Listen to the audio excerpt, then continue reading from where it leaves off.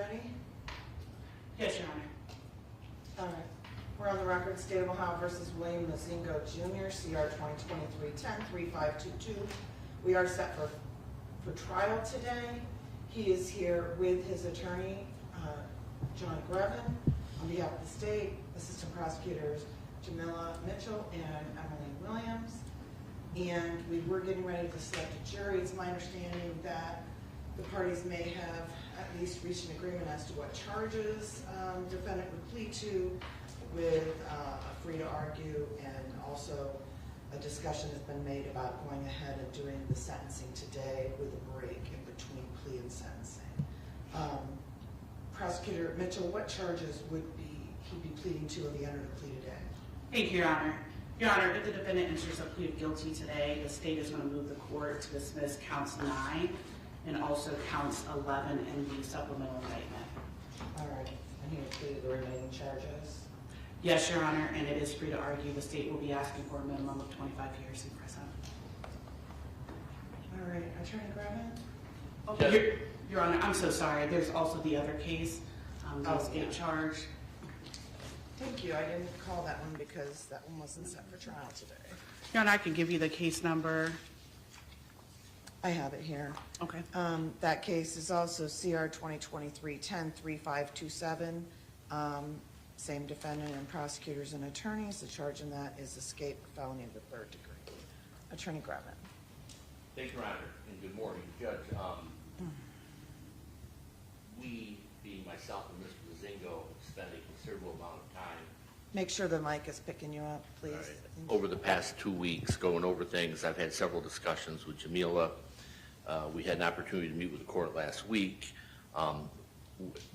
We are prepared for trial, as is, I'm sure, the state of Ohio.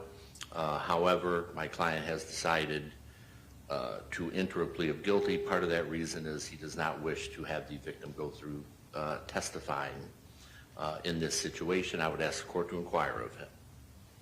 All righty. Mr. Mozingo, you've heard the statements of your attorney. Yes, ma'am. It's my understanding you intend to enter a plea of guilty today. Is that correct? Yes, ma'am. Okay.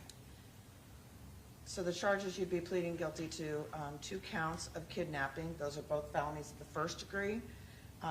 They carry a potential penalty of 11 to 16 and a half years in prison under the Reagan-Tokes Act. That would be the indefinite sentencing portion. The minimum is 3, the max is 11 plus the tag on. You understand that? Yes, ma'am. All right.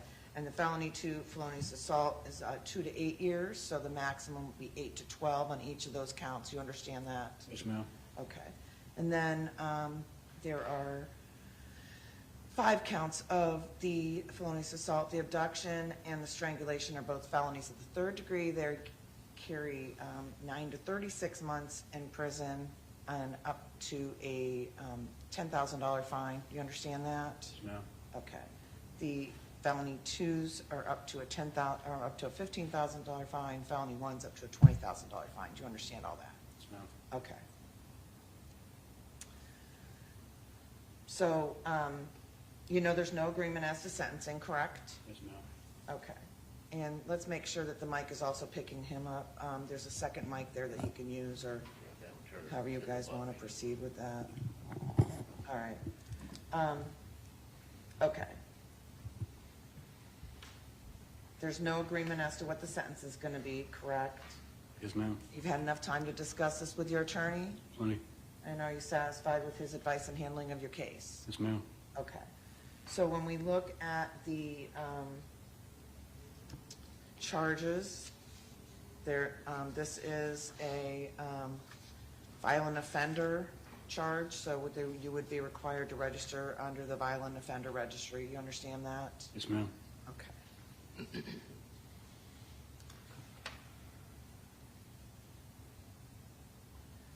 So there's multiple offenses that would fall under the Reagan-Tokes. So what the court does is the court picks the highest level offense with the most amount of time, and that's where the tail comes from. So whichever of the offenses that I choose, the longest time, that is where we add on the tail to the chart, to the sentence. Understood? Yes, ma'am. Okay. So with the Reagan-Tokes Act, there's two different ways it could go. One, it's possible to earn good time credit of 5 to 15% against your sentence. If the ODRC decided to recommend that to me, then it would come to the court for agreement or non-agreement. If the court did not agree, I would notify the state and the victim, and we would have a hearing. And at that hearing, I would make a determination whether or not to grant that good time credit. So at that hearing, there's a presumption that you will be granted that early release unless the evidence overcomes that presumption. And these are the things that I would have to find in order to deny you the good time credit. We'd have to find that you violated rules that compromise the prison security or safety of staff or inmates, caused physical harm to staff or inmates, or violated the law while you were in prison, and that those infractions indicated that you had not been rehabilitated. That'd be one prong I could find. I could also find your behavior while incarcerated demonstrated you posed a continued threat to society, or if you were still classified security level 3 or higher, or if you did not productively participate in a majority of rehabilitative programs that were recommended by ODRC, or did not complete successfully a reasonable number of programs that which you started. And then finally, if upon release you would not be residing in a halfway house, reentry center, residential center, or did not have a fixed residential address to reside at. Any of those 5 things, I could say I did not agree with early release. The presumption for early release was rebutted, and then you would stay and complete the minimum sentence that you would be sentenced to. You understand that? Yes, ma'am. All right. On the other hand of it, the state could decide, ODRC, once you hit my minimum sentence, so if my minimum sentence was 20, for example, and your sentence was 20 to 25, just as an example, from that 20 to 25, that would be up to ODRC to decide whether or not to keep you longer. They look at similar things, their standard's a little bit higher. So they would look at whether you violated rules that compromise prison security or safety of staff or inmates, caused physical harm to staff or inmates, or violated the law while you were in prison. Those infractions indicated you had not been rehabilitated and that your behavior demonstrated that you continued to pose a threat to society. So that would be all one prong. The second thing they could look at is whether you were in extended restrictive housing at any time of the year prior to your release, or if you were security level 3 or higher. So as you know, when you go to Lorraine, everybody starts out as a security level 3. So you'll be a security level 3 to start. And then the question is whether you can move off of that level 3. And that would depend upon your behavior while you're there and all the other factors that they take into account. So if you're still at security level 3 at 15 years, that's problematic. That means you're not doing anything, to change while you're there. So if after the hearing they decided to keep you longer, they would set a new release date and they would go through that same process again. They could not keep you longer than the end date that I give you on that indefinite sentence. You understand all that? Yes, ma'am. All right, there's no agreement as to judicial release. I look at the same things for judicial release that that ODRC would be looking at. When you're in the prison, are you staying out of trouble? Are you engaging in criminal activity? Are you engaging in gang activity? Are you fighting? Are you drinking? Are you using drugs? Are you being disrespectful to the guards? All of those things are things that I would look at, and whenever that happens, you get written up for it. So when you get written up for it, there's a record of it. So then I look and I see all of that record, and I decide whether or not enough time has passed and whether judicial is appropriate. As far as the sentences, I could impose the sentences concurrent or consecutive with each other. So, realistically, if you look at the number of offenses here,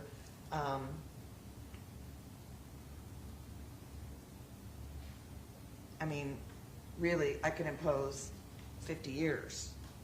You understand that? Yes, ma'am. When you look at all the felonious assaults, if I maxed them all out and I ran them all consecutive. So I just want to make sure it's clear on the record you understand that my minimum sentence could be that high. Yes, ma'am. And I guess the state is requesting 25. Okay. Do you have any questions about any of the penalties that you're facing? None. Okay. I'm sure your attorney's done a good job reviewing all of that with you. Now, has anyone threatened you or forced you to enter into this plea?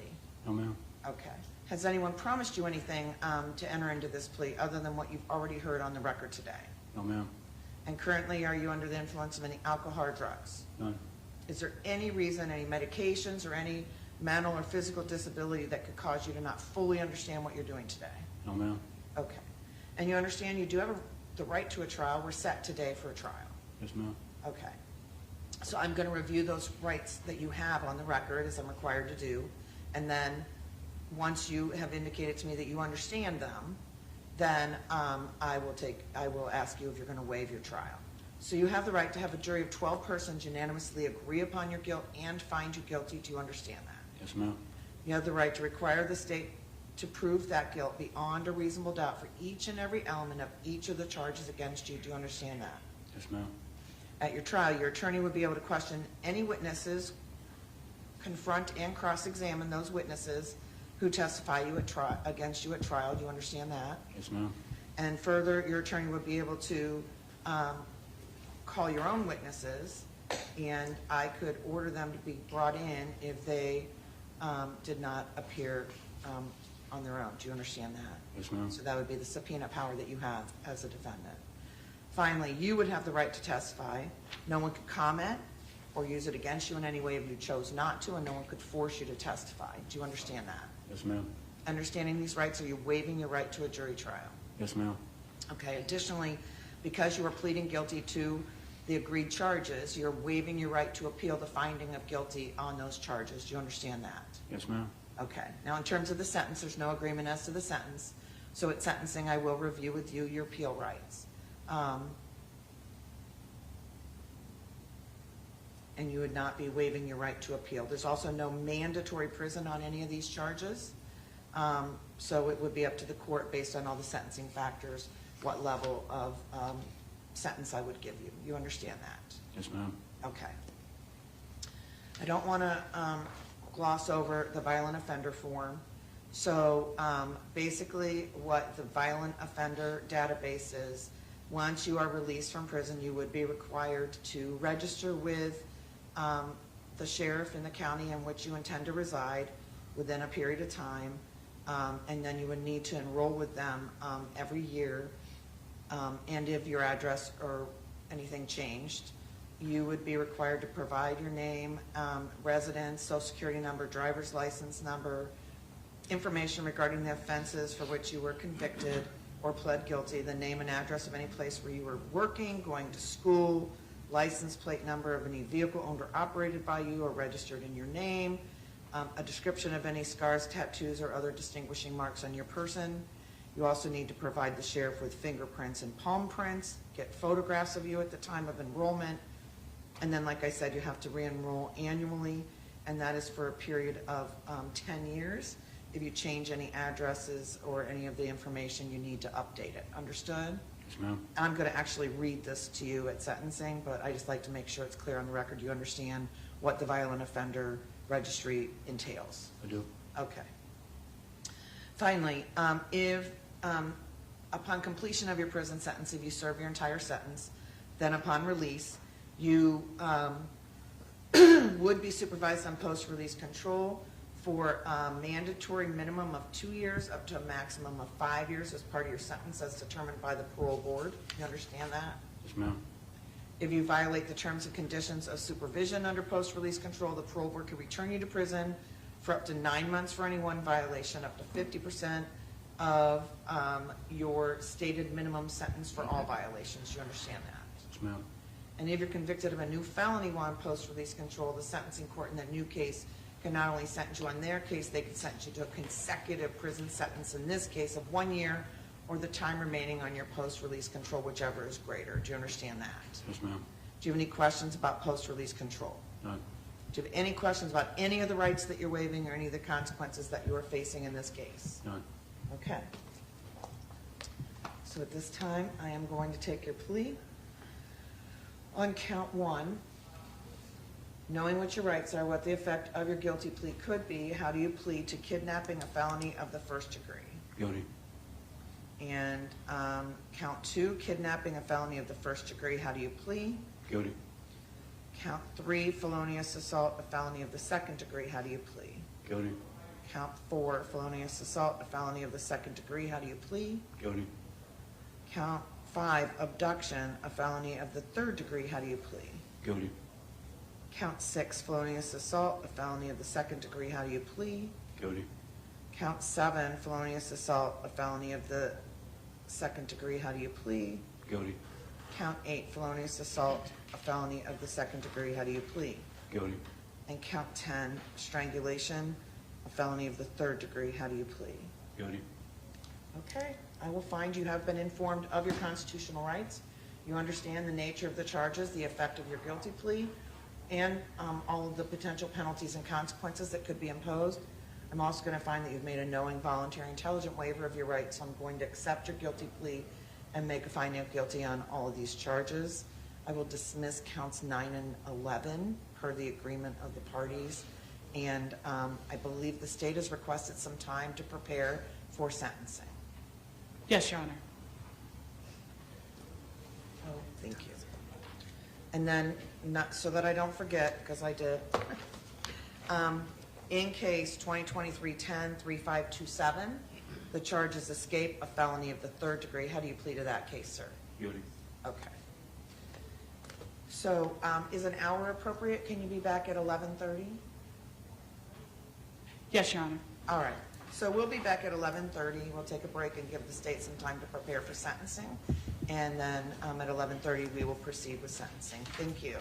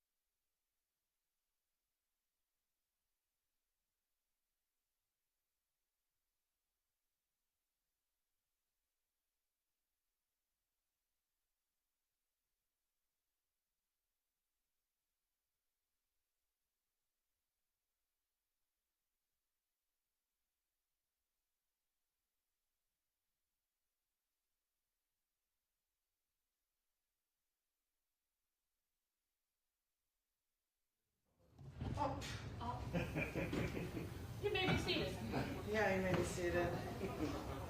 That's unfortunate. It's a little hard to get moving, right?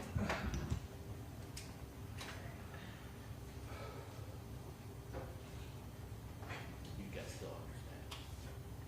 I was gonna say, when I got hired in '97, my class was the tail end of 250 people got hired Yeah. from '94 to '97. I started in the prosecutor's office in '95, and all of it was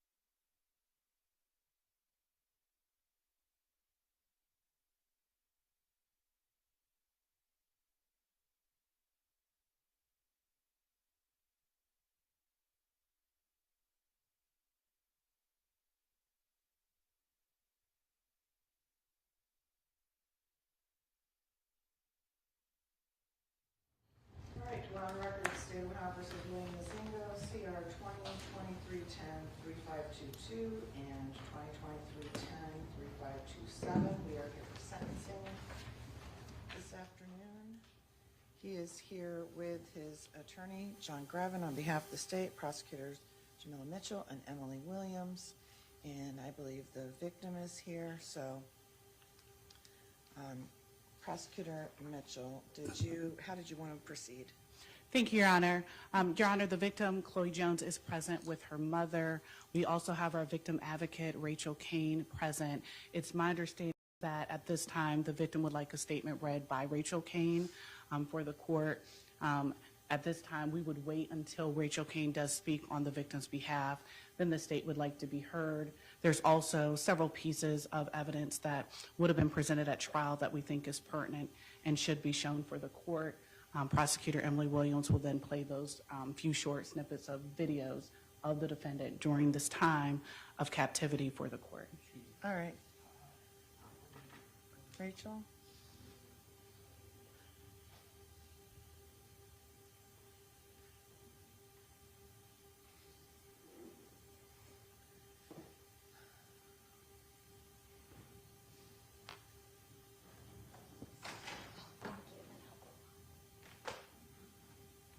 Good afternoon, Your Honor. This is on behalf of Chloe Jones, the victim in this case. My name is Chloe Jones. A year ago, I was homeless and I came to you because you promised me shelter and safety. But that isn't what happened. You held me captive for 4 days, beat me within an inch of my life, strangled me, poured gasoline on me, and told me that you would burn me alive. Continually threatened to kill me. You made sure that I knew my life was fully in your hands and that you had complete control over me. You strangled me over and over again and told me, don't pass out. If you pass out, I'll cut your throat. All that time, all I could think about was my son and that I would never see him again. In fact, you promised me that I would never see him again and that I would never make it out of this alive. You held me under the constant threat of death by holding a knife to my throat. What happened to me over the course of those 4 days has changed me forever, not only mentally, but physically. Because of you, I have a traumatic brain injury that I will forever suffer the effects of.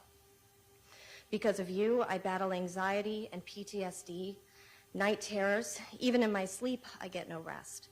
It is an effort just to go outside, constantly fearing that this will happen to me again.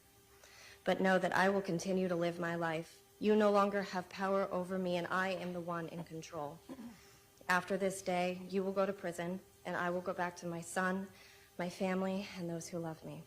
I will continue to grow and live and heal despite what you've done. Your Honor, he has done these horrendous things before, and he will do it again. I don't ever want him to have the opportunity to hurt another person. He needs to go to prison for as long as possible. 25 years is not enough. He will still be a strong man in 25 years and still capable of hurting another. No time will ever be enough, but Your Honor, I have faith that you will hear my story and the state's argument and make the right decision. Thank you. Thank you. Your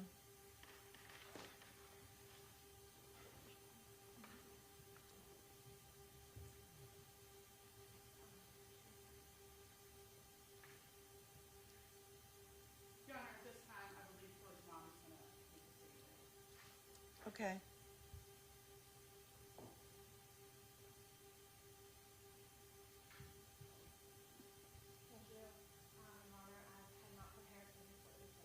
Okay, so we're going to need you to state your, first of all, make sure that that light is blue there.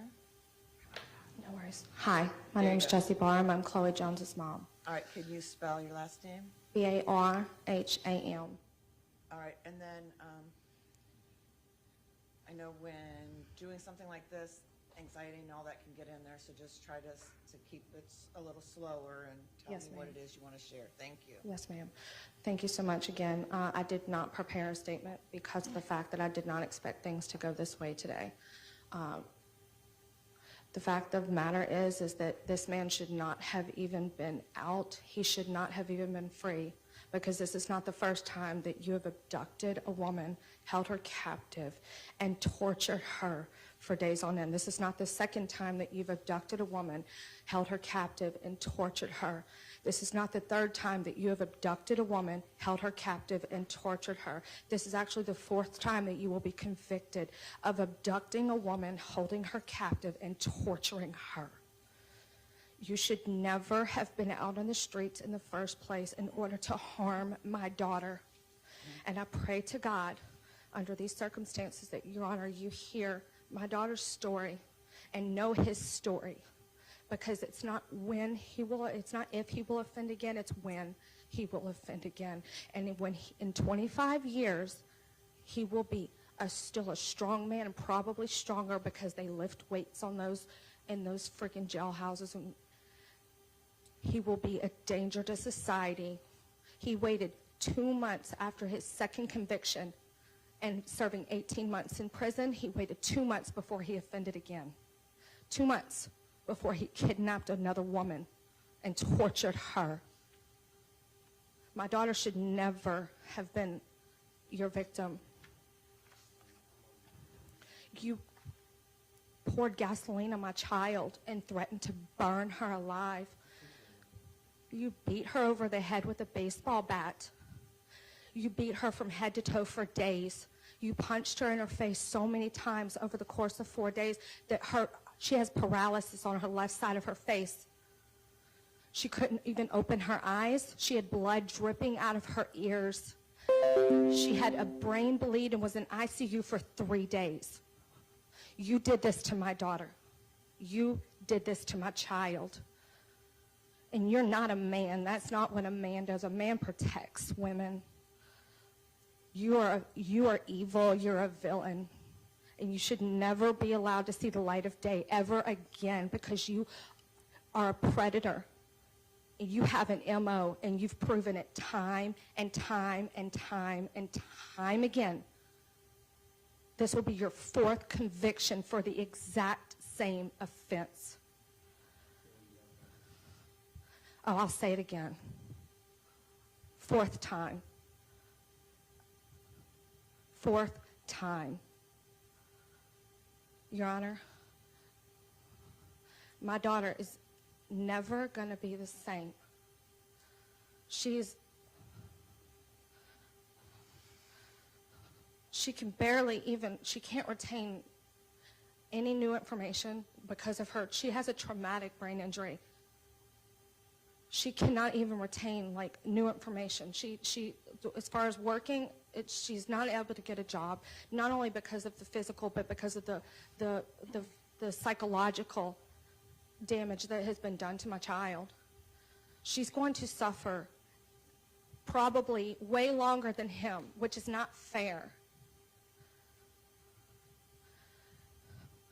This wasn't a domestic violence sort of thing. This was not a back and forth. This was my daughter 100% of the time absolutely victimized and submissive to him, terrified for her life, as he promised that she was never going to get out of there.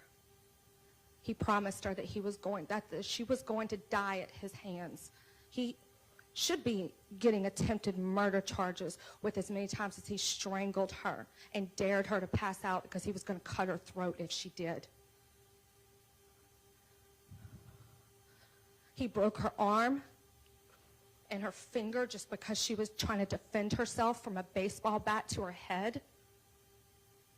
Facial fractures. Yeah, you did. We got the medical records.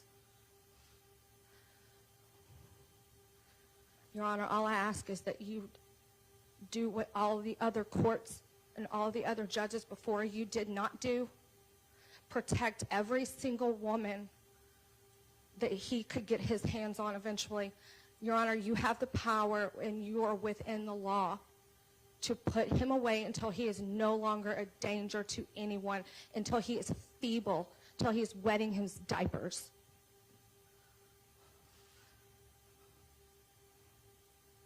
You don't scare me, William. Ma'am, just stay focused on talking to me, okay? Yes, ma'am. I apologize. The other judges before you barely gave him a slap on the wrist, and even 25 years at this point, in my opinion, would be a slap on the wrist, considering the fact that he has proven that he loves to do this. He has over 400 videotapes of my daughter being abused by him. He videotaped it because he's that sick. I don't know if he was going to sell her or sell the videos for some smut stuff online. I don't know, but I do know that anyone who takes 400 plus videos of my child getting assaulted violently, and threatened, her life threatened hundreds of times, strangled a dozen times at least. Anyone who has that in them to want to videotape that, there's something deeply, deeply wrong with that person. And that's the kind of person that has proven he cannot be allowed out in polite society, because that's just guaranteeing that someone else is going to have to go through what my daughter and countless, there's no telling how many girls he's done this to. My daughter just was strong enough to come today and be willing to testify, and that's the only reason why he pled guilty today, because he didn't want her to get on the stand and testify against him, because he knew that that would be damning. And I mean that. I'm not cursing. Thank you. That's all I have to say. All right, thank you. Thank you.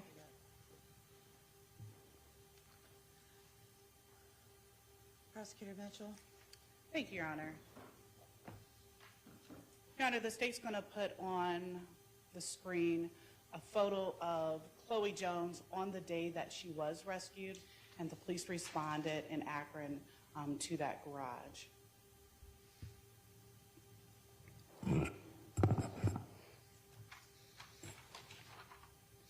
Your Honor, on October 12th of 2023, Chloe Rain Jones thought she was meeting up with the defendant for something brief, maybe a night. Your Honor, that changed very abruptly. What initially was an encounter with William Mozingo, conversation in this garage owned by Mr. Mozingo's friends, Christine and Michael Scott, soon turned into a very aggressive speech and conversation. Chloe Jones was subjected to paranoia by the defendant and continual threats. Most importantly, her liberty was restricted by Mr. Mozingo very early on during her times in that garage.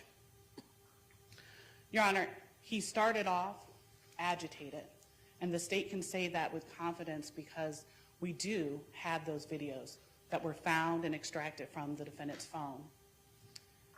He took selfies and videos of himself as he berated Chloe Jones, as he threatened her, and eventually he restricted her from moving.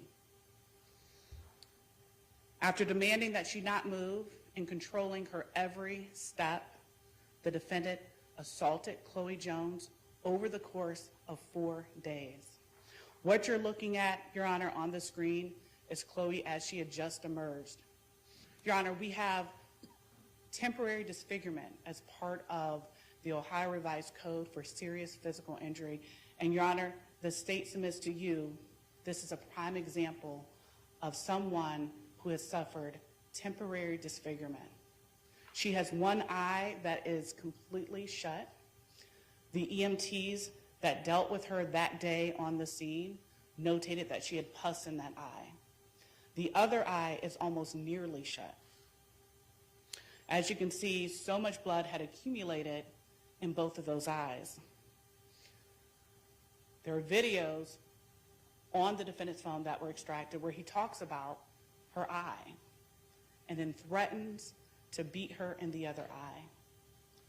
Your Honor, as you can see, that's 2 separate beatings right there. Now, Chloe was seen at the hospital. She was admitted.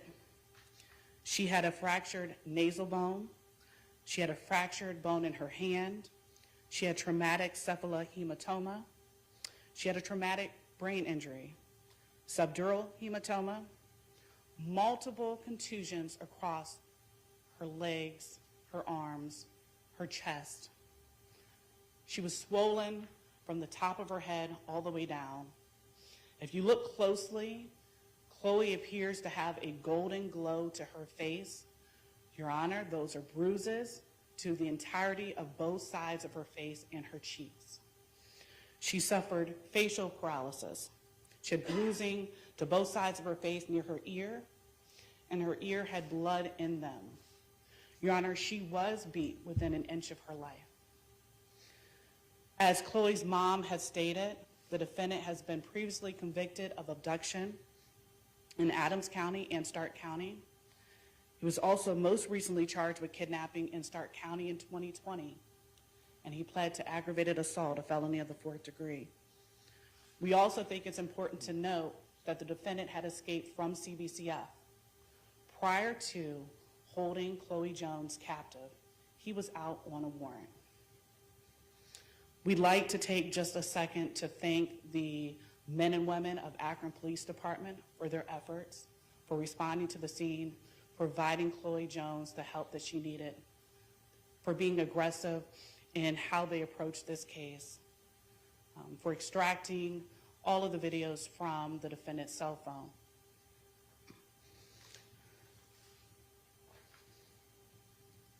Your Honor, I think it goes without saying that this particular defendant is a danger to our community. The state argues he's a menace. He's a danger to not only our community, but every community in Ohio. Wherever he goes, he will wreak havoc. His criminal history tells us that. The state is asking for a minimum of 25 years in prison.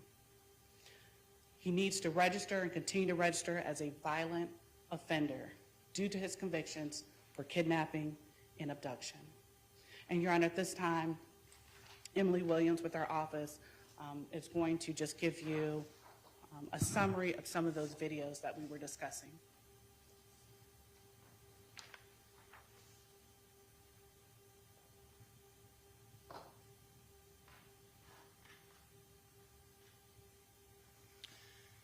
Yes, Your Honor. As Prosecutor Mitchell explained, these are videos that we extracted from the defendant's phone from an app called Alfred Camera, which we believe were being uploaded to his phone. These videos span from October 12th, 2023 through October 14th, 2023, so not the entire time that Chloe was in that garage, but the majority. I will also wanted to note that although we do have these videos, they are not the entirety of the day.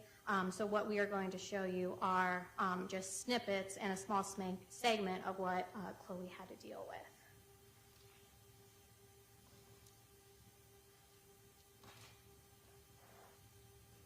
You don't have to stop. You're not allowed smoking, bro. You're not allowed smoking, bro.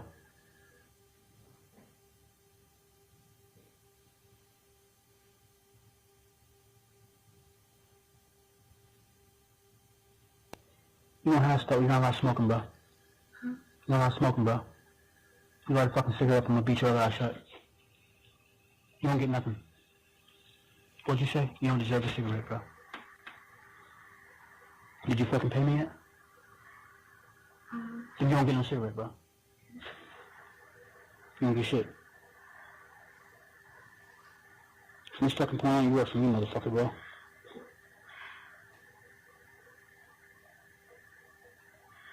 How much do I have to pay for a cigarette every time? Like how much, like, pack or...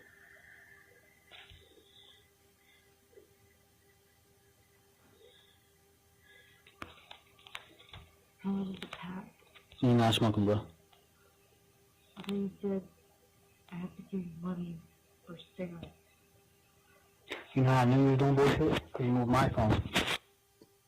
And Your Honor, I think it's important to note on that specific video, defendant states, "I'm going to beat your other eye shut." As Prosecutor Mitchell indicated, our belief is that the injuries occurred on different days.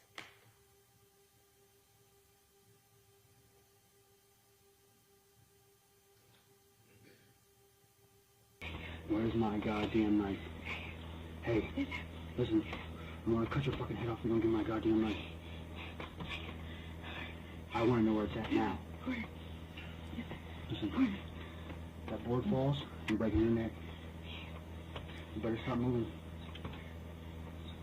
I want to know where my fucking knife is. I don't know. Listen to me. Listen to me before you open your stupid fucking mouth again. I don't want to check. I don't want to fucking maybe. I want to know directly where my knife's at. Use the Xbox. Quit saying look. Tell me where it's at right now.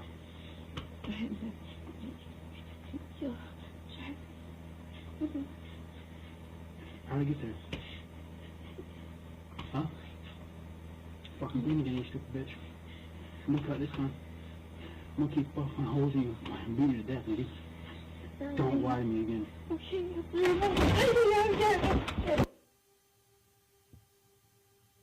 Here, I will warn you, the next video is rather loud, and you can hear some cries from Chloe at this point.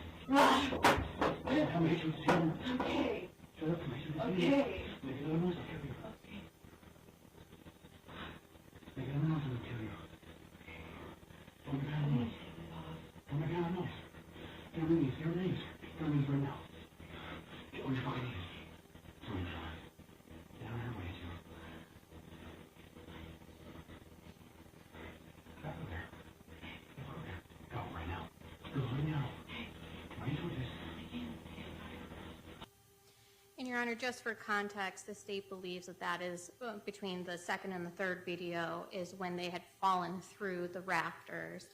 We believe that is part of when the defendant was strangling Chloe.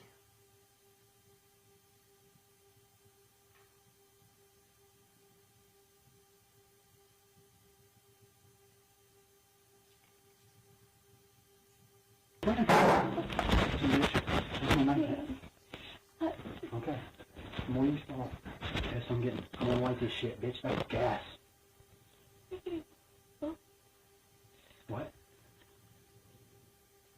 I'm gonna burn you alive, you whore. If you don't give me my fucking knife, I'm not gonna ask you for it again. You too? You wanna do that?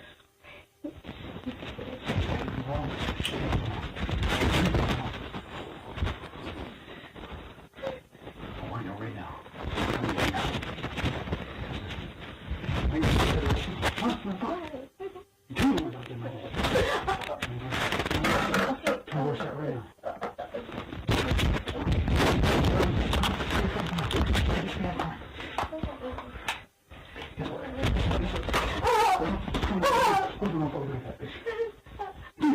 Right now.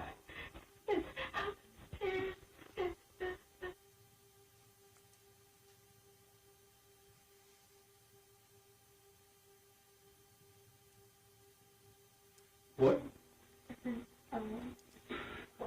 I said don't let me ask you nothing more than twice.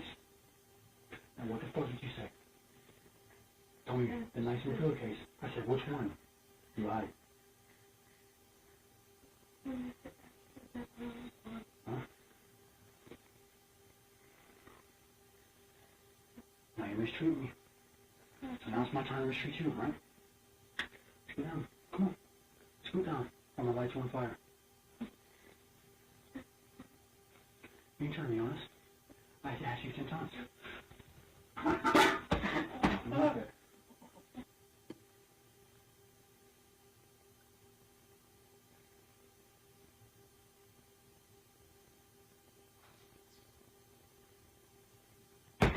That means where's it at? Okay. Don't answer. Don't fucking answer.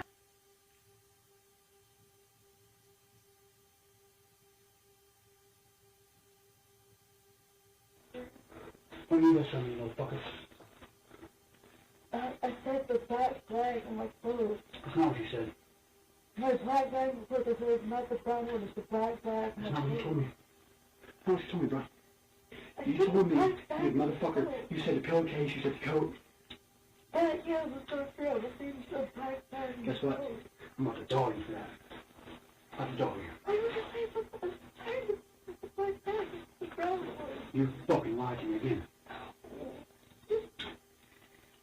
Guess what? Guess what? I got everything here to cut your stupid ass up. Put you in that box. Just sit in that box, stand up. And then I'll just duct tape it shut. Guess what? Put it back. You know how long it's been there? 30 years. 30 years. You'll be there fucking mummy, bitch. And I'll be out fucking killing other people making a living life. Since you won't fucking lie to me. Shut your whore ass mouth. You just don't let another fucking word come out of your dumb ass mouth. You're fucking stupid.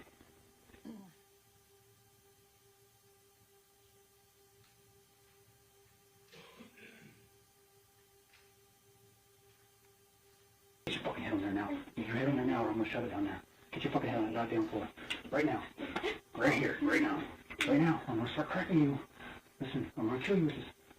Put your fucking head in that floor right now. Not on my goddamn pillow. Right now. I said don't ever make me tell you more than once on anything. Push your...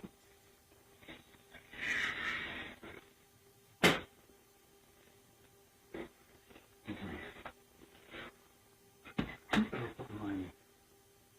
You understand me?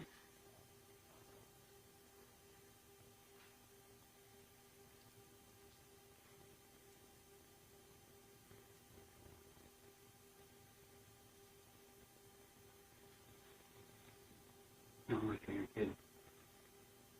Understand that? You just killed that kid, bitch. I fucking told you again. Don't you lie to me. And what'd you say? What'd you say?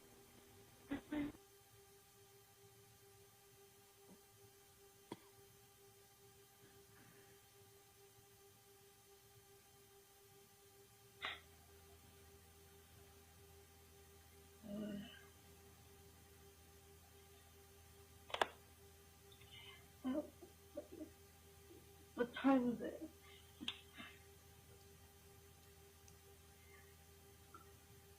$3:30.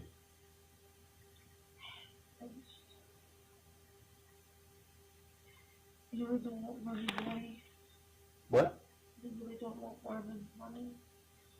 Who's Marvin? Like that? You gotta think of somebody's money to get. This is probably the worst ass speech you ever got in life. Dude, listen, I can fucking tear you apart, nigga, and stomach it, nigga, and it don't matter to me, you hear me? I'll cut shit off you. I'll cut fingers off you and shit, bitch. I'll fucking stab holes in you. Until you bleed out, bro. I'll come up with the bread. You think I'm fucking playing with you? Not at all. Not at fucking all. Let me show you something. Let me show you something, motherfucker. And lastly, Your Honor, You wanna talk about serial killers, nigga? You're sitting there telling one, you stupid bitch. You're sitting there talking to one, nigga. You're sitting there trying to tell me about serial killers and shit, bitch. How many fucking goddamn people I done killed? You fucking retarded ass whore, bitch. How many fucking people doing this goddamn for this? How many fucking times I've been in prison for this? Nigga, this is my dosing, nigga. This is what I do, nigga. You hear me? That's what I told you. Some people you don't fucking play games with, for. You won't play games with, nigga. Don't you tell me my knives all over different places and shit? And you running around looking and not finding it? Gotta come back and beg again? Okay. Okay. Okay. I'm done begging, motherfucker.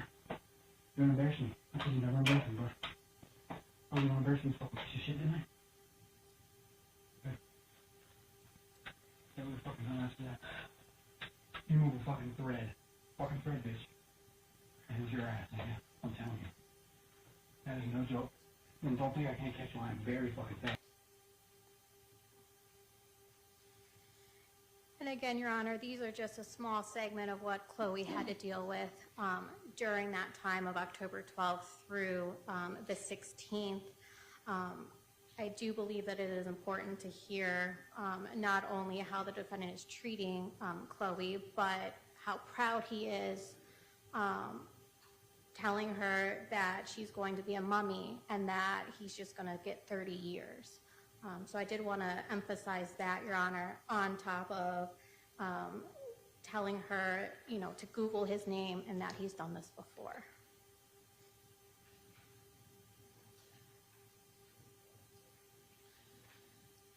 So, Prosecutor Mitchell, there are 5 counts of felonious assault. Can you articulate for the court why you would be seeking, or which you would be seeking to be served consecutive versus concurrent? Because obviously we can't get to 25 years with the kidnapping alone. Your Honor, oh, I'm sorry. Before we get to that, would the court ask the state if they would agree, so we don't need to argue the kidnappings and the abduction? Yes, as far as merger purposes. I Yes, think Your Honor, we spoke do believe earlier they about merge. that. Yes, So the 2 kidnapping charges and the abduction merge yes, for purposes of sentencing. yes, Your Honor. All right, but the felonious assault with 5 counts, if you could articulate what conduct is related to each one, so as the court would even be able to consider consecutive versus concurrent. Absolutely, Your Honor. Your Honor, in count 3 is felonious assault based on serious physical harm. The state would argue that that is due to the broken nasal bone of Chloe Jones. Count 4 is felonious assault. That is also based on a deadly weapon being used. Chloe did articulate to Detective Hanlon of APD that she was hit with a bat. On count 5, Your Honor, count 6, felonious assault, that's based on serious physical harm. We would argue that that is going to be based on her traumatic brain injury, the TBI. Your Honor, in count 7, the felonious assault, we believe that is serious physical harm to both of her eyes. Arguably, she has 2 different incidents based on the videos, some of which you could hear a little bit that we played, that she was punched in her eyes separately. In one of those videos, I believe the defendant said, do you want me to shut your other eye? Your Honor, we believe that there is serious physical harm based on the part of the statute for the Ohio Revised Code for temporary disfigurement. That's why we showed the photo of Chloe when she was rescued. I think anytime you have that much disfigurement in your face and eye bone, not to mention all the collection of blood to the point where it's pus-filled and you cannot even see out of it, and you have such a long recovery, that in and of itself is serious physical injury. Your Honor, she also had then a fractured bone in her hand, and as we had stated earlier, Chloe was assaulted multiple times per day. She was also assaulted every day she was in captivity. Not to mention the bat that the defendant used on her was used all over her body. There are contusions that were noted by the same nurses, also by medical staff, and also photographed of bruising up and down both of her legs from the use of that bat. So she was not only hit on her legs, but she was also hit on her head as well. And this behavior continued over the course of 4 days. By listening to the videos, it sounded as though activity might have occurred and then stopped and occurred and then stopped. Is it the state's position that these are distinct also because of the non-continuous nature of the actions? Absolutely. And Your Honor, just to be clear, and I'm glad the court brought this up, we played those videos back to back. They all have different timestamps over the course of about an 8-hour time frame. However, as Emily Williams stated, that is just a snippet of what Chloe Jones went through. Okay, that's 8 hours out of 4 days. So the state does argue to the court that these injuries occurred over the course of 4 days. So there was a beating, and then there was multiple threats, and then there was another beating, and then there were multiple threats, then there was another beating. She was strangled multiple times at different times over the course of those 4 days. So these are different types of conduct over the course of 4 days, so different times as well. All right. Do we see those timestamps? My client has a different version. Are they on the actual videos? Your Honor, all the timestamps are on the phone extraction that was given to counsel. And again, we only played, I think, 10 videos for you today. There are over, I believe, 400 videos on the phone extractions. They are all timestamped on the phone extraction. All right, but it's not just the videos, but also her own statements to you that this happened throughout the time? Absolutely, Your Honor. The defendant was indicted with each one of these counts, including the counts on the supplemental indictment, before Akron Police Department had a chance to actually go through that phone extraction. So these videos are things that were viewed over the course of months after this was already indicted. Those were indicted based on what Chloe Jones was able to recollect to Detective Hanlon shortly after the incident. All right.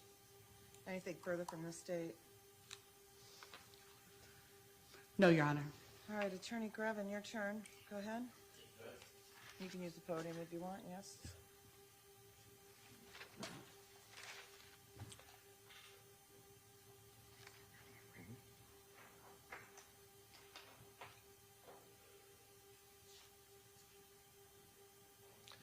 Judge, first of all, we are not disputing he entered pleas of guilty to the kidnappings and the abduction, so we are not disputing that she was held against her will for a portion of this event.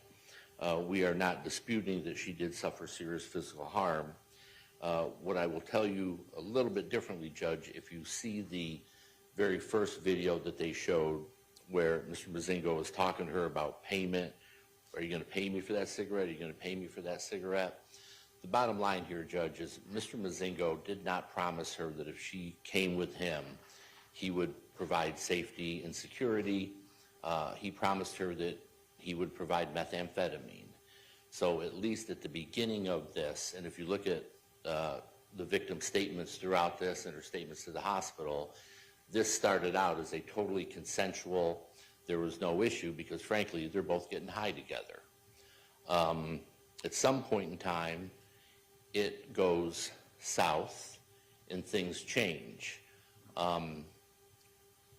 So when you watch those videos and when he calls her a bitch and when he calls her a whore and when he says he's going to cut her head off and all kinds of things like that, that still does not change, I don't think, the legal analysis that you have to do.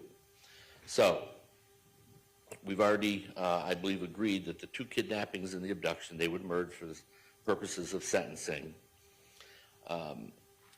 They talk about the felonious assaults being the various different injuries. She did have a broken fifth metacarpal on her left hand. She did have a broken nose. She did have a subdural hematoma. But to say that they happened at different times over the course of 4 days, or we would say 3 days, but regardless, I don't think that they can show that that happened. I mean, frankly, Judge, if these injuries happened when my client hit her with a baseball bat and that caused her broken nose and she's trying to defend herself and that causes the broken wrist and that causes a subdural hematoma, that's one animus. So if he slapped her on day 2, that's not a felonious assault. And if these injuries happened with the one beating with the baseball bat, that's one count of felonious assault. And I think the burden is on the state to prove that these injuries happened from separate times. Even if she was assaulted, misdemeanorly assaulted on these various different days, they have to prove that the various kinds of serious physical harm that she suffered resulted from separate animus, not at the same time. And I don't think they can show that, even if the court chooses to believe that this assault took place over a couple of days. I don't think legally that they've shown that. I think the most important video that they showed was, I think it was the third one where Emily said was going to be very loud. What happens in this situation, Judge, is they are living in a garage, and there are beams 10, 12 feet up in the air, and there's plywood on those beams, and that's where they would sleep. The video that you saw, video number 3, is at one point in time, and Chloe admits this to the cops, she admits it all over the medical records, that collapses, and she falls down without able to brace herself from 12 feet up in the air. So, do injuries come from that? Well, again, I think the burden is on the state to show that these are all separate animus.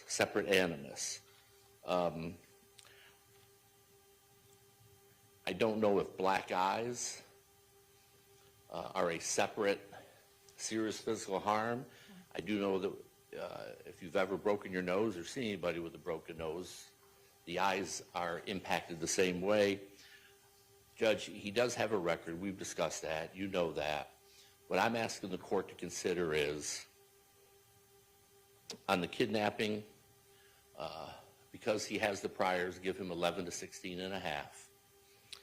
On the felonious assault, you know, Chloe's mom said he pled guilty because he didn't want to hear her testify. In a way, that's true, but he pled guilty because he didn't want her to go through what would probably be the worst day, which is definitely the worst day of her life, frankly, on national television. I think he deserves credit for not letting her do that. I would ask you to give him 5 years on the felonious assault, and I do believe that they merge, and then 2 years on the escape. If you run those consecutive, that is 18 to 23 and a half. I think it's appropriate in this case. I think, you know, people that murder people, Judge, in the state of Ohio, get a chance to get out at 15 years. I think a sentence of 18 to 23 and a half is appropriate. I would ask you to merge those felonious assaults because I don't think the state has met their burden to show that there was a separate animus, and it is their burden. They have not done that.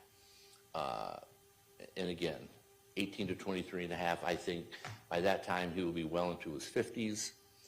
That's what I'm going to ask the court to sentence him to. What about the strangulation charge?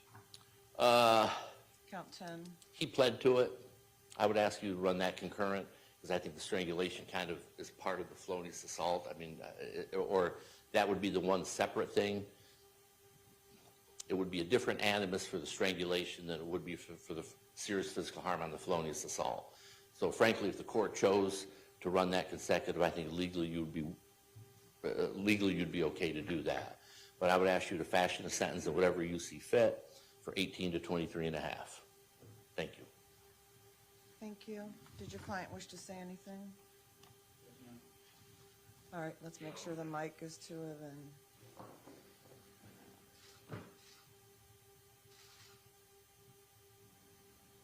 Go ahead. Yes, ma'am. First, I would just like to apologize to the court for taking up everybody's time and resources for the situation I placed myself in and this court.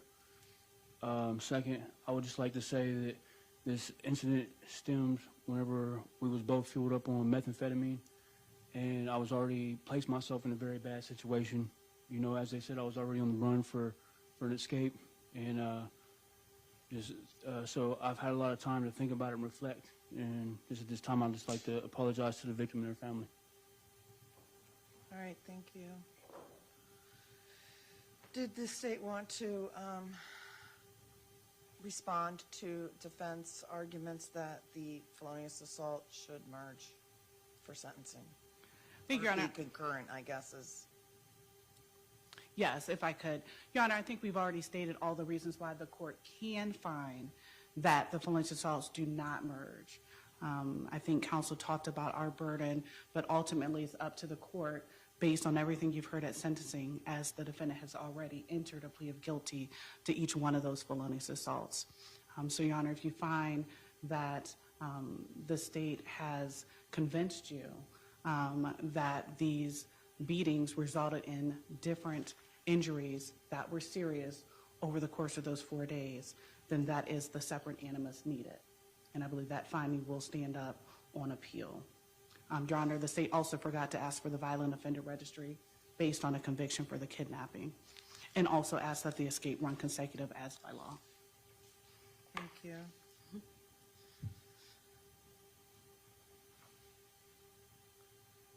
Attorney Grevin, anything further? No, like I said, I don't think they can point to what caused what, and because of that, I think serious physical harm is serious physical harm. I mean, you know, Judge, if I shoot somebody 3 times, that is, 3 times can be 3, I guess technically 3 times felonious assault, but it's 1 act, they would have to merge, they'd have to be concurrent. If you do it on 3 separate days, and run those consecutive, but I don't think that they've shown, and it's their burden, that whatever caused these serious physical harm, that one happened on a Tuesday, and one happened on a Wednesday, and one happened on a Thursday, they are not able to do that. So So if they can't do that, I think that these necessarily need to be concurrent.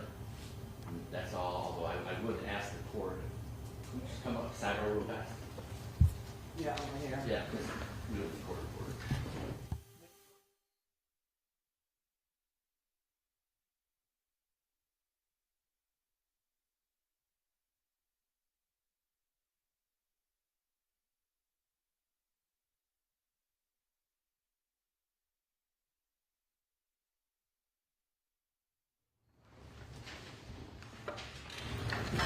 All right, anything further? No, Your Honor. No, Judge. Okay, well, this is a difficult case, there's no doubt. We're all glad it didn't go to trial, honestly. Certainly, the conduct here is extreme, and I believe it should be met with extreme punishment. I don't think there's any doubt about that. I'm never going to understand how one human can cause serious harm to another. I'm never going to be able to understand that. The pain and harm that you've caused for this victim is going to never be gone from her. She's got serious and long-lasting consequences from what happened here. And we may never know what was going on in your head or what caused you to do these things, but what I am going to do is follow the recommendations of the attorneys and impose a sentence, whereas you will not be out and able to make these types of decisions again for quite a while. I'm going to start by reviewing the violent offender form, which I'm going to give you to sign after I've reviewed it. So, you have been convicted of or pleaded guilty to a qualifying violent offender offense as defined in Ohio Revised Code 2903.41. If you're not you are sentenced, hold on. Since you're sentenced to a prison term, you must enroll in the database personally with the sheriff of the county in which you reside 10 days after your release from prison. If you are an out-of-state offender, you must enroll in the database personally with the sheriff of the county in which you reside or occupy a dwelling within 10 days of residing in or occupying a dwelling in Ohio for more than 3 consecutive days, or 2, residing in or occupying a dwelling in Ohio for an aggregate period in a calendar year of 14 or more days.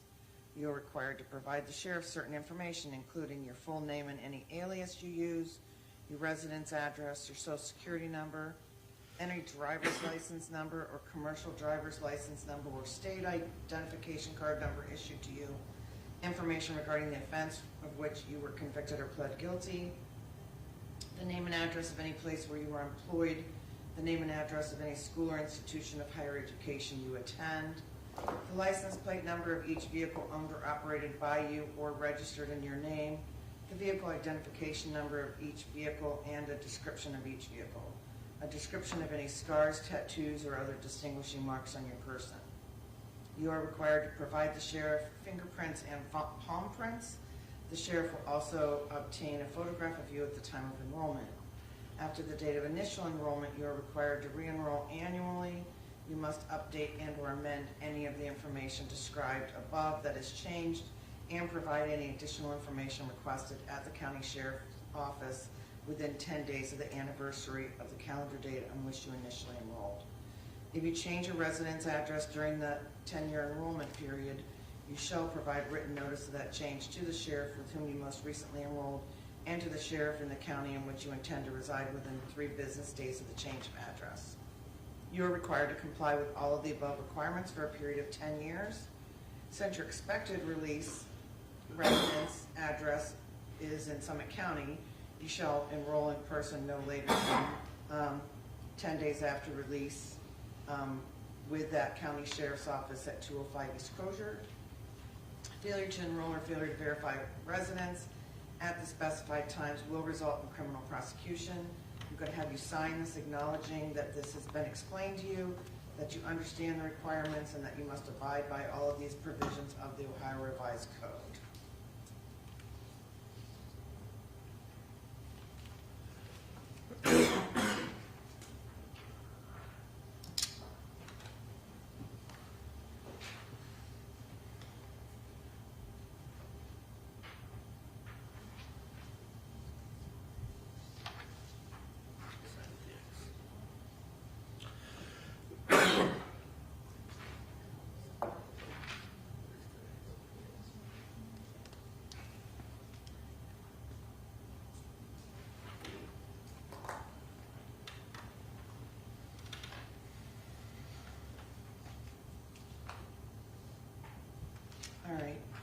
get you a copy of that before you leave today.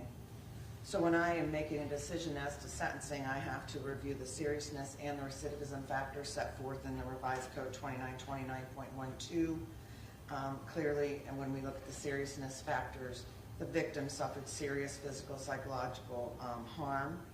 And when I look at the recidivism factors, at the time that this happened, you were under post-release control for an earlier offense. You had a history of criminal convictions. You were out on a warrant at the time, and despite prior attempts to rehabilitate you, you engaged in the same behavior that you'd previously engaged in. And so I will find that both the seriousness and the recidivism factors weigh in favor of a prison sentence in this case, which I think is no surprise to anyone. Based on all the facts and circumstances and consideration of those relevant sentencing factors, considering the statement of the victim and the victim's family, the state, the defense, your statement, applying the minimum sanction, I'm determining will protect the public and punish you without imposing any unnecessary burden on state and local resources. And again, analyzing all the factors I'm required to analyze, I am going to impose the following sentence. So on counts, I will find that counts 1, 2, and 5 do merge for sentencing purposes. And on those counts, on count 1, I will impose a sentence of 11 to 16 and a half years under the Reagan-Tokes law, and I will review that with you again in a minute. Because that is going to be the longest sentence that I impose, that will be the one that will carry the Reagan-Tokes tail. On counts 3, 4, 6, 7, and 8, all felonious assault counts, I am going to find that at least 2 of those are separate offenses. When I look at the TBI that was suffered and the injuries to her eyes, clearly there was enough of an impact to cause that type of injury. And then we've got the testimony of going to hurt your other eye. We've got the videos demonstrating that, and all those factors. I would consider any head injuries to be one serious physical harm, which would warrant a separate sentencing for purposes of everything. And then also we have the use of a bat, which is a deadly weapon, and then also we have the fractures in her hand and the bruises all over her body. I mean, I just don't see how bruises can be developed in different stages if they didn't happen in different stages, and that was what I was told today, is that the bruises were in different stages of development. So I'm going to impose a sentence of 5 years on count 3 and 5 years on count 4. On count 10, and counts, and I guess I should be more specific. On count 6, 7, and 8, I'm going to impose 4 years. I'm going to state that those 3 counts can be sentenced separately, but those will run concurrent with each other, but consecutive to counts 3 and 4, which will be consecutive. So we have 11 and 16 and a half plus another 10. The strangulation is a separate offense. I don't know how anybody could possibly, the legislature went to the bother of creating a strangulation offense because of the fact that we have this activity occurring in our society right now where people think it's okay to strangle somebody. For that offense, I'm going to impose 2 years, and I'm going to impose 2 years for the escape. So that comes out to 25 to 31 and a half years. I am going to run counts 1, 2, and 5. Obviously, we said that merges. Consecutive with counts 3, consecutive with counts 4, concurrent with 6, 7, and 8, and consecutive with 10. And then the escape on the other case is consecutive by law. I will find consecutive sentences are required by statute because, first of all, for the 2 count cases, because the escape must run consecutive, but also In the kidnapping case, I believe consecutive sentences are necessary to protect the public and to punish you, and they're not disproportionate to the seriousness of your conduct and to the danger that you pose to the public. And both of these offenses were committed while you were out on post-release control, and your history of criminal conduct demonstrates consecutive terms are necessary to protect the public. I will note, as you know, you're not allowed to use drugs or alcohol while you're in prison. You may be tested for that. We calculated your jail time credit on our break. There's 394 days of jail time credit will be added to your journal entry. That starts today, or ends today. So anything after today, ODRC will calculate for you. So if you go back and you want to check it, we calculate as of the end of today. I told you upon completion of your prison sentence and upon release from prison, for the felony 1, you will be supervised on post-release control for a mandatory minimum 2 years, up to a maximum of 5 years as part of your sentence as determined by the parole board. There are, on the other charges, there are lesser lesser sentences for PRC, but because we have the highest level offense, that is the one that will be imposed by them.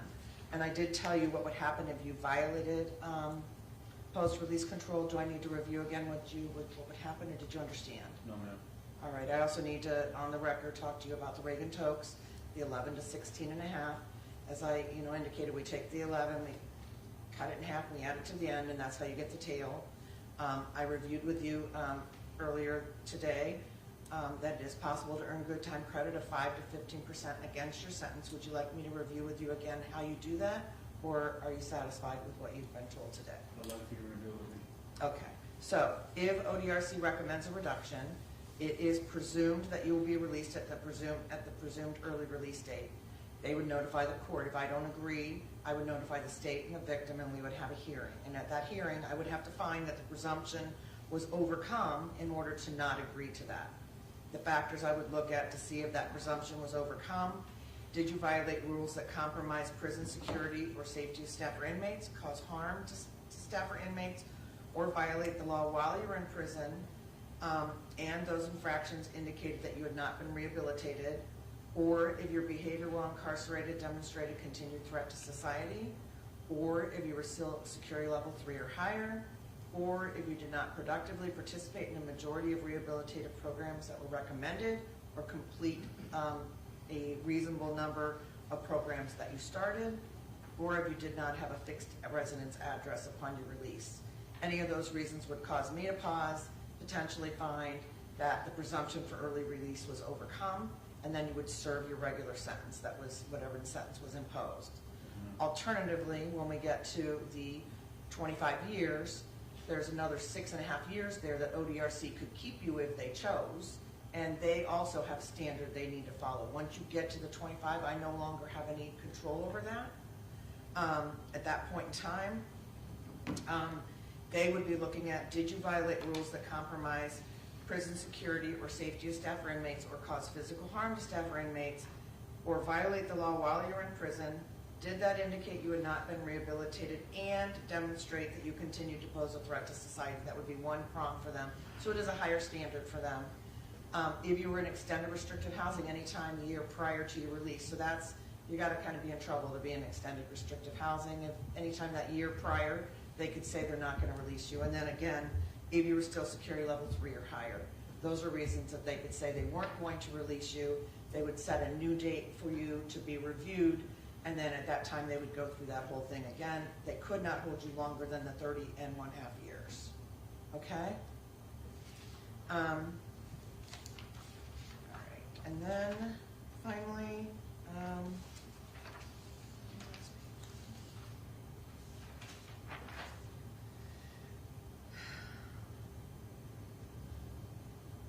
you do have the right to appeal the conviction, or actually the sentence in this case.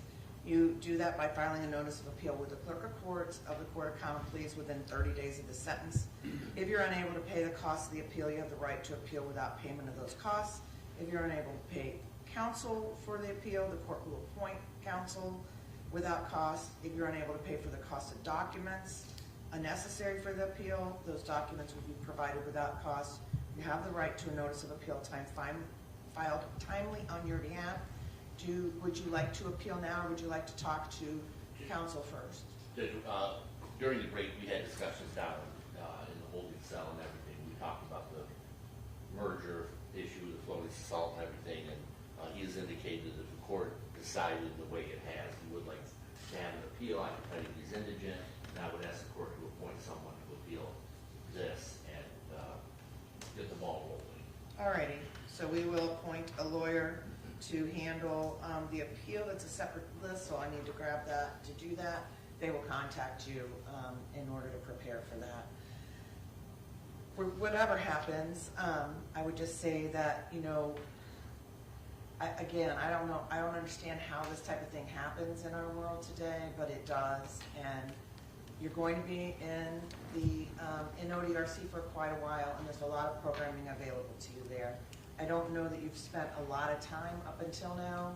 I don't know how much programming you actually were given up until now, but I would urge you to use this time to improve yourself and strive to understand the things that are within you that are driving you to make these types of horrible decisions, because when you get out, you certainly, that's the last thing you want to do is go hurt someone else and end up back in prison for the rest of your life. So please use this time wisely, and Chloe, make sure that you take advantage of all the opportunities available to you to deal with, like you said in your letter, for you to deal with your stuff, okay? Because this could either be a life sentence for you too, or it can be something you learn and grow from and use to help others. And that's really on you, how you proceed with that. So I wish you the best and good luck with that. My staff reminded me fines and costs. I am going to waive the fines and the court costs associated with this case. You are indigent, you're going to be incarcerated, so there's no reason to try to collect those from you. I wanted to ask you, is there any way that I can get an emergency ride out to prison? I've already been sitting in this county jail, I think 15 months now. So the way it works is we have to do the journal entry, and the jail has to have the journal entry before they can transfer you. But we will do our best to get that done quickly. We're not behind on our journal entries, so we should get it done probably by tomorrow. If the clerk processes it, it should be in there, and by the end of the day tomorrow, the sheriff, or the next day, the sheriff should have it, and then they schedule it from there. But I don't really have any control over that. But it should, I can tell you that I'm sure that they would love to use your bed for someone else as well. So they do move people as soon as they can. All right. Anything further? No, Your Honor. No, Judge. All right. Good luck to you, sir. Thank you. Yeah, right.